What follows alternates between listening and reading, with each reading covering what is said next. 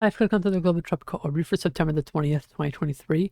As is always the case in these videos, without the expenditure of mine alone, and when making decisions ahead of any tropical cyclones, look towards your local weather office, local emergency management, and local tropical cyclone warning center. We've got 3 systems active across the Atlantic today, still pretty busy. We've got an area of low pressure developing off the coastline of the southeast, and this is forecast to come north over the coming days and will likely make for a nasty weekend of wind, rainfall, and coastal flooding impacts for the coastline of the mid-Atlantic and northeast this weekend and into early next week. We'll go into detail on that in just a moment. We've got Hurricane Nigel now weakening after a pretty nice looking Category 2 peak in the central Atlantic yesterday, but this system will likely turn post-tropical as it heads further north over the coming days and will likely bring some impacts to Iceland as it heads way far into the northern Atlantic. We also have a tropical wave that has emerged off the coastline of Africa over the past several days, and the system is likely to develop as it tracks westwards in the tropical Atlantic and may pose some threat to the Caribbean islands. Talk about that a little bit more in detail in a little bit. But I'll leave timestamps so you can skip to whichever one of these systems you want.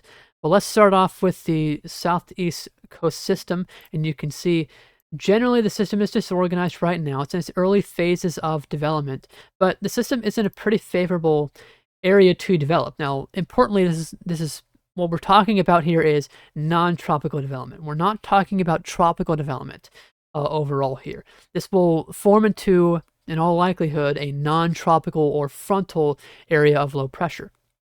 But what we've got is we've got an upper trough forming over the southeastern United States, and this is aiding some good divergence north of this developing area of low pressure to develop. And over the coming days, this trough is going to amplify. And what I mean by that is the trough axis is going to become sharper, so the winds, how they change at the bottom of the axis, are going to become more sharp overall around this axis. And that is going to allow more divergence to form aloft, a lot more baryclinic supporting, and this will allow development pretty quickly of a non-tropical area of low pressure. And as it comes north, it will be over the warm Gulf Stream and could acquire some subtropical characteristics before it makes landfall, likely looking way late this week into early this weekend across the coastline of the Carolinas. So here's the 250 millibar flow chart. It's not the 250 millibar chart. I'll go back to that. It kind of spoiled the ending there, but you can see here's the actual 250 millibar flow chart from the GFS. You can see the developing trough axis here. It's fairly broad overall right now, and you can see it right there, draped from, say, Tennessee down to Florida. And you can see lots of divergence aloft north of our developing area of low pressure. Now, over the coming days, we're going to see 2 things happen. You'll see one, as I mentioned, this trough axis amplify, but also an area of low pressure develop pretty quickly here. So I'm going to go out to about 30 hours, 36 hours is what I'll go out to. You can see by now we've got a pretty sharp trough axis overall. You can see that pretty sharp turning over Florida. And now we have where our area of low pressure is developing. It's still here off the coastline of the southeast.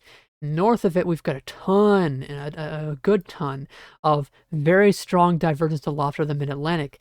And this is going to aid the system in developing pretty rapidly. In fact, by this time, it's a pretty weak area of low pressure, but as we go in time, it's now fully developed into a strengthening area of low pressure as this trough continues to remain in place and bring some good baryclinic support to the system. Now, the good news is here, for a tropical system, if it does manage to become a tropical system, I don't think it's going to have enough time to, but even if it did, this environment is not favorable for rapid development. There's a lot of shear here being brought by this system overall, and overall, the system has an issue of time for any rapid development of a tropical cyclone, even if it did have favorable conditions. As I said, this is going to be a non-tropical system, but our main concern here is forming into more of a subtropical system. And what I mean by that is a subtropical system is a system that has characteristics of non-tropical origin, that being an example, this upper level trough, bringing this upper level divergence in good barocclinic support to the system. But alongside that, the tropical characteristics are more centralized deep convection. You can see in the simulated infrared from the GFS, we don't really have that. The area of low pressure is about here, but in your normal non-tropical area of low pressure fashion, all the deep convection and really strongest winds are removed from the exact center. But as we go in time towards landfall, we start to see more centralized convection around this area of low pressure. And alongside that, we start to see more centralized and symmetric winds surrounding the center of this area of low pressure. This is likely an attempt by the GFS to try and form this into a subtropical system. Now, exactly if this is subtropical or not, that may be up to debate. This front could still be attached to the system, has the area of low pressure sustain that deep convection for long enough. Those are things that the National Hurricane Center is going to have to deal with. For interests, for impacts in local areas like the areas of North Carolina and the Mid-Atlantic, this does not matter to you. Subtropical or non-tropical, this is going to be a nasty system either way. You can see all the strong winds that this system has, and you can see all the onshore flow this system has, and there's going to be a lot of rainfall being brought onshore with this, and I can show you that here. If we go into the rainfall product, you can see all this rainfall coming in, and this may lead to some flooding issues as well. And you can see the Weather Prediction Center has issued a elevated slight risk of excessive rainfall from, say, Friday morning to Saturday morning, from, say, just north of Myrtle Beach all the way up to around Atlantic City in New Jersey. And you can see the forecast from the GFS forecasting some more significant localized totals. You can see some localized totals there of 4 to 6 inches as the system comes north. But there could also be some, as I said, some surf issues and coastal flooding issues with all this onshore flow with strong winds, upwards of 20 knots plus. That could certainly lead to some water rises, especially along this frontal boundary here. That will be something to really watch, as this will have some elevated winds, as you can see here in the model field. And this is about 40 to 45 mile per hour winds pushing into the coastline of the Mid-Atlantic, and we'll have to watch that closely. But for those in the North Carolina area up and points north into the Mid-Atlantic and Northeast, really what I recommend doing is just staying tuned to the Weather Prediction Center, the National Hurricane Center, and your local National Weather Service office. They're going to have the best information locally for you ahead of this system. And the National Hurricane Center is going to have the best information on potential formation odds, and if it does form, they'll have the latest advisories on this. I'll leave links to all those agencies that I just mentioned in the description, but that's all that I've got for the Southeast system. So now let's go back to the overview, and we're going to now talk about this system off the coastline of Africa. Now, right now, we're getting into the time where we start to shift our view away from the main development region here around Africa and east of the Caribbean, as tropical waves start to struggle a bit more as you get into October, and we start to see more development closer to home in the US and the Caribbean. But we're still in September, so tropical waves are still coming off at a pretty good rate here of Africa, and sometimes we do have to still watch these. Now, this system, as I said before, is going to continue tracking westwards over the tropical Atlantic over the next week, and that's some good news. We have a lot of time to watch this as it comes through the tropical Atlantic over the next week. But the concern is that this system could eventually come towards the Caribbean in a pattern that's a bit more unusual to what we've seen this year. And unusual, I'll show you why. You can see we have a tropical wave here. There's a tropical wave off the coastline of Africa. But behind Nigel, rather than having a lot of areas of low pressure and lacking ridging in the subtropics, we actually have a developing subtropical ridge behind Nigel. And we've had a lot of lower than normal pressures across the subtropical Atlantic this year. In fact, I think it's pretty significant, the lack of ridging that we've had in the subtropics this year. And the concern is, if we have a subtropical ridge here developing, this can easily track the system west for longer, more so than we've had with storms like Lee and storms like Nigel and Margot. And this could get it close to the Caribbean islands. Now, in this chart, this is the 850 millibar vorticity chart. We have that ridge, our tropical wave, and the intertropical convergence zone here as areas of interest here that we will be looking at as we go through these model runs. What you'll see, primarily looking here in the deep tropics first, our tropical wave is going to interact with this intertropical convergence zone a little bit. You can see as we go about a day or two out, we've got our tropical wave here west of the Cabo Verde Islands, and an area of low pressure that has developed within the intertropical convergence zone.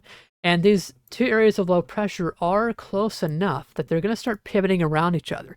So this tropical wave is going to start coming a bit southwest. This area of low pressure is going to start pivoting more towards the north. And you'll see this take shape. You'll see this area of low pressure come north, and our tropical wave come a little bit farther southwest rather than doing what normally we've seen with storms like Nigel and just come northwest. And you'll see eventually the area of low pressure from the intertropical convergence zone is just left behind. There's its remnant energy. But now we've got our tropical wave here over across the tropical Atlantic is now still tracking a bit southwest. And now we've got this large subtropical ridge north of the system that is going to continue directing it towards the Caribbean. Now the question here is, this is where some of the models diverge. Do we have a trough over the eastern United States that tries to come in and weaken the western end of this ridge and tries to recurve the system earlier east of the Caribbean islands? And that would be good news because we have the system avoiding those islands. Now the GFS is not on that idea. You can see it develops it into a tropical cyclone, and by day 7, we start to see the system coming into the Caribbean islands. We still have some weakening of the subtropical ridge from a trough that comes away from the United States, but overall, the system is still bringing impacts to land, and that could be a significant impact there. Maybe a strong tropical storm or hurricane coming into the Caribbean. Now, the European is a bit different. You can see overall the pattern is the same as you go out over the next couple of days. It interacts with that intertropical convergence zone low. Not as much, though, as the GFS shows. It's not as significant of an interaction, so the system doesn't come nearly as far southwest on the European.